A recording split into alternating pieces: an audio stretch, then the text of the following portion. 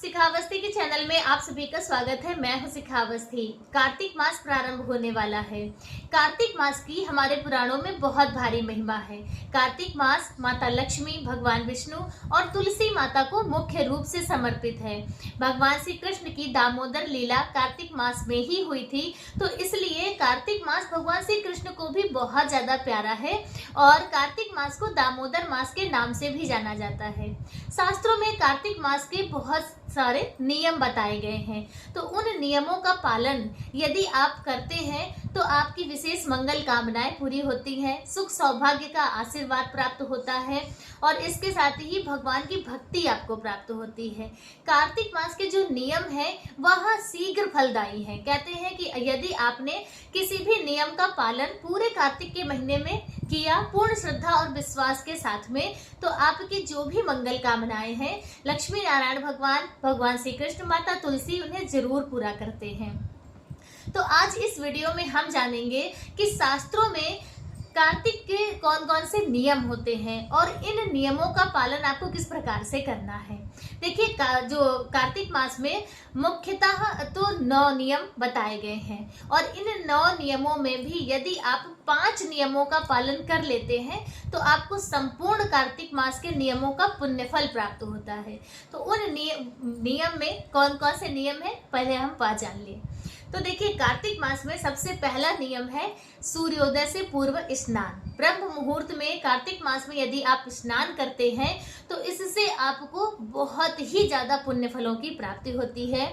और स्नान के बाद आता है आपका तिलक धारण, गुरु सेवा, ठाकुर सेवा, ठाकुर की मंगला। कार्तिक के महीने में मंगला, भगवान श्री ठाकुर जी की मंगला आरती का विशेष महत्व है। संपूर्ण वृंदावन के जितने भी मंदिर हैं सभी मंदिरों में ठाकुर जी की मंगला जरूर होती है कार्तिक के महीने में। तो ठाकुर जी की मंगला होती है, तुलसी पूजन होता है और तुलसी पूजन के साथ ही कार्तिक के महीने में कोई ना कोई ग्रंथ का पाठ जरूर करना चाहिए। विशेष रूप से तो भागवत जी का पाठ करने का नियम बताया जाता है। यदि आप भागवत जी का पाठ नहीं कर सकते हैं तो आप रामचरितमानस का पाठ ले लीजिए। कार्तिक मास महात्म सुनने या पढ़ने का नियम होता है। कार्तिक मास की जो लोक कथाएं होती हैं वह नियम होते हैं। तो इस तरह से कार्तिक में पठन और पाठन का भी नियम लिया जाता है और इसके साथ ही ठाकुर सेवा, धाम सेवा, दान और दीप दान। तो यह मुख्य रूप से नियम बताए गए हैं।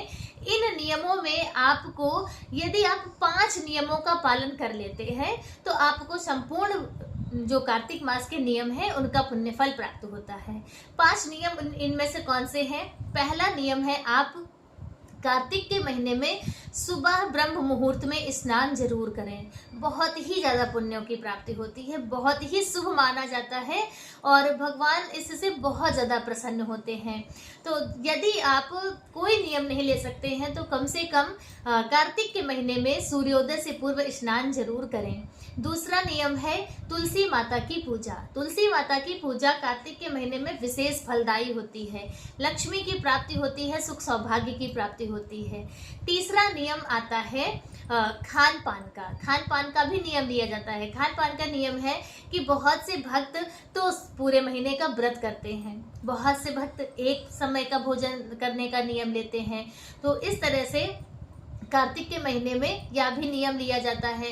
और या फिर जैसे कि कुछ वस्तुएं त्याग कर भी लोग अपना नियम ले लेते हैं। जैसे कार्तिक के महीने में तेल और मसालों का त्याग किया जाता है। इसके साथ ही बहुत ज़्यादा जो जिन सब्जी या फलों में बीज होते हैं, बहुबीजी फल या सब्जी का भी त्याग किया जाता है। दालों का त्याग किया जाता है। कार्तिक के महीने में कहते हैं कि दालों का प्रयोग ज़्यादा नहीं करना चाहिए। तो यह देखिए, इनका आध्यात्मिक और वैज्ञानिक दोनों कारण हैं। दोनों कारण से ही कार्तिक के महीने में तेल इत्यादि का सेवन कम से कम करना चाहिए। आप देसी घी का प्रयोग कर सकते हैं लेकिन तेल का प्रयोग कहते हैं कम से कम ही करना चाहिए। बिल्कुल ना करें तो बहुत अच्छी बात है, क्योंकि हविष्य अन्न का भी इसमें नियम बताया जाता है। हविष्य अन्न यानी कि आप हल्का भोजन लें और उबला हुआ भोजन लें। तड़का या तला भुंजा हुआ भोजन नहीं लेने का भी नियम लिया जाता है। तो इस तरह से खान पान के भी नियम लिए जाते हैं। और चौथा नियम है दीप दान करने का। कार्तिक के महीने में दीपदान की बहुत भारी महिमा है।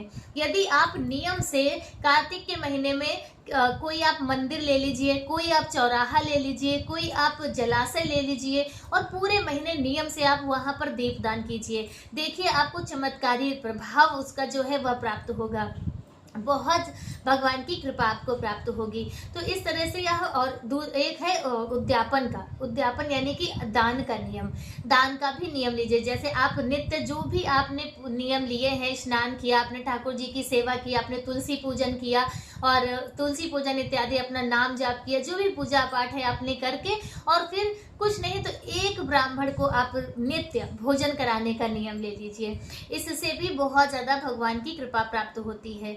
और यदि आप भोजन नित्य नहीं करा सकते हैं तो कि आप थोड़ी थोड़ी दक्षिणा निकाल दीजिए, रोज आप दक्षिणा निकाल कर रख दीजिए और फिर जब पूरा महीना हो जाएगा तब आप किसी ब्राह्मण को वह दान कर दीजिए। तो इससे आपका जो अन्नदान का नियम है वह पूर्ण हो जाता है। तो यह मुख्य 5 नियम बताए गए हैं। इन 5 नियमों का यदि आप अच्छे से नियम पूर्वक पूर्ण श्रद्धा विश्वास के साथ में कार्तिक मास में पालन करते हैं तो आपको लक्ष्मी नारायण भगवान का आशीर्वाद प्राप्त होगा और आपके घर में सुख सुविधाएं, सुख संपन्नता का वास होगा। तो यह जो कार्तिक मास के नियम है यह शरद पूर्णिमा से कार्तिक पूर्णिमा तक चलेंगे। तो 6 अक्टूबर 2025 दिन सोमवार शरद पूर्णिमा के दिन से इन नियमों का पालन आपको करना होगा और कार्तिक पूर्णिमा वाले दिन यह नियम आपके पूर्ण होंगे। तो इस जैसे कि इसमें मंगला आरती है, तो ठाकुर जी की रोज मंगला आरती आपको किस प्रकार से करनी है उसका भी वीडियो आपको मेरे चैनल पर मिल जाएगा। तो आप देखकर फिर मंगला आरती जरूर कीजिए, उसकी भी बहुत भारी महिमा है। और इसके साथ ही तुलसी पूजा नित्य हमें किस प्रकार से करनी चाहिए, तुलसी माता की पूजा में भी हमें 9 नियमों का पालन करना होता है। तो वह 9 नियम कौन से हैं और शास्त्रीय विधि क्या है तुलसी माता की पूजा करने की कार्तिक के महीने में विशेष रूप से, तो वह भी आपको पूजा विधि मेरे चैनल पर मिलेगी। तो उस वीडियो को भी आप जरूर देखिएगा। तो कार्तिक मास नियमों से संबंधित आज का वीडियो मेरा बस इतना ही।